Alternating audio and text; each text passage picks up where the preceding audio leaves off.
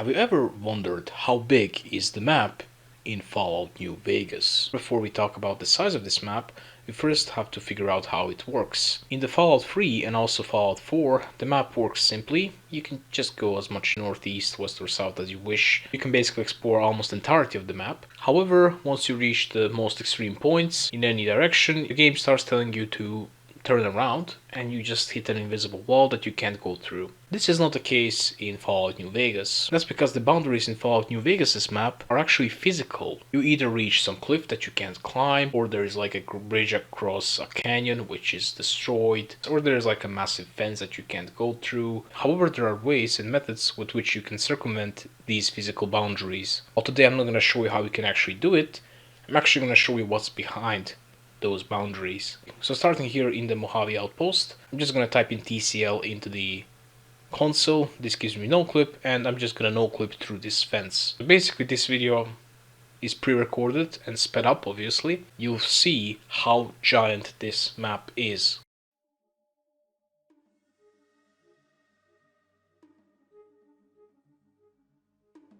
First thing that you notice after some time is that this road basically stops. Then at a certain point there is no more rocks which are being rendered, it's just pure terrain.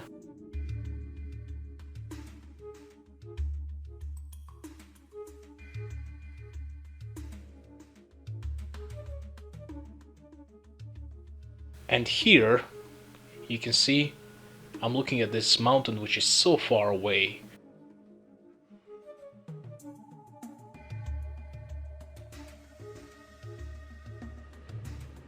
However, at this point I stopped going southwest, instead I'm going straight west. This way I can actually calculate how far I am actually.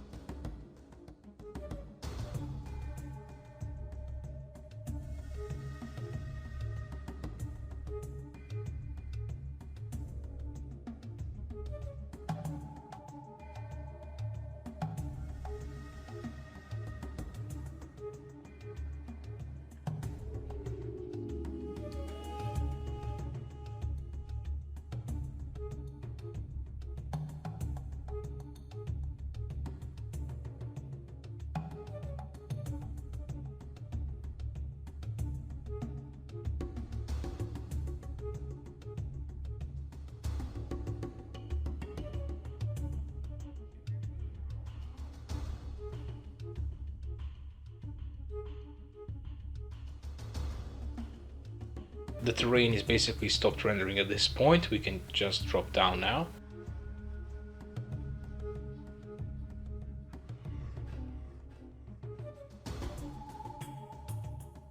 And now, even this terrain which was very poorly rendered, is gone. Only thing we can do now is drop down and swim in this water. This water unfortunately is irradiated, that's why I got the advanced radiation suit with me. This reminds me of that planet in the Interstellar. The swimming section is enormously long. I initially was swimming with the regular speed, however I first increased my movement speed to 1000%, or basically 10 times the regular speed, and then later to 20 times the regular speed, and finally to 40 times the regular speed. Also, this part is barely recorded because it would be unnecessarily long. It's really just water and that's it. I kept swimming and swimming and swimming until something really weird happened. Basically, I reached a point where I was just teleported back to that crater near the big mountain. So basically what I did after that, I loaded back before the point I reached the point of no return basically, and I tried to reach it once again and see how much I can go to the west. I had a great idea in mind with which I could calculate the distance from the map. Let's just imagine that this red outline is the actual boundaries of the map. My goal was to reach the western boundary, And keep in mind, I was at the bottom of the map, quote unquote, and I was going straight west. I don't have to determine how much north or south I am, I know that. I just need to determine how much west I am. So on the map I would be in that blue dot region. My next idea was to imagine this green triangle. As you can see, one of its catheters is actually the north-south length of the map, which let's say that we know. However, what I also could determine was the angle, which was between the catheter, that's basically my distance from the map itself, and also the hypotenuse, which is my distance from the northwestern corner of the map. After that, all I needed was some trigonometry magic, and I could actually determine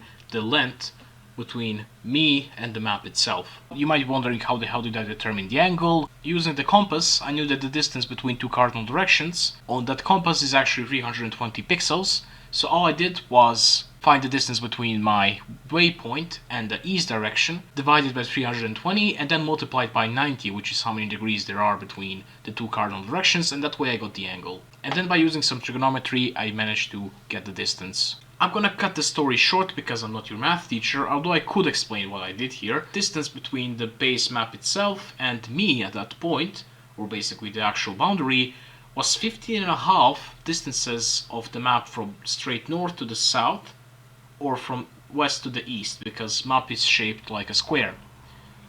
Same thing goes in the eastern side of the map. 15.5 plus 15.5 is 31, plus the base map itself, that's 32. Same thing goes for the north and south direction. 32 times 32 is 1024. That means that only 1024th part of the map is actually the base map itself. At this point everything was calculated. All I really had to do was multiply 1024 by the size of this map. That's the issue. I couldn't find the size of this map anywhere online. Some people were suggesting that the map itself was 20,000 square miles. That's too big of a size. So I tried to actually get some distance myself, and take this with a grain of salt, I might be wrong, but I came to the conclusion that the size of the map is actually 8.6868 by 8.6868 kilometers. That's about 75.5 square kilometers of land, and honestly that's not that big. However, we have to multiply this by 1024, don't forget that. We get 77,271 square kilometers. Size of Serbia without Kosovo is 77,474. So basically the size of Fallout New Vegas' map is literally the size of Serbia. This video just wasted your time and wasted my time, but at least you can sleep well knowing that Fallout New Vegas map is this big.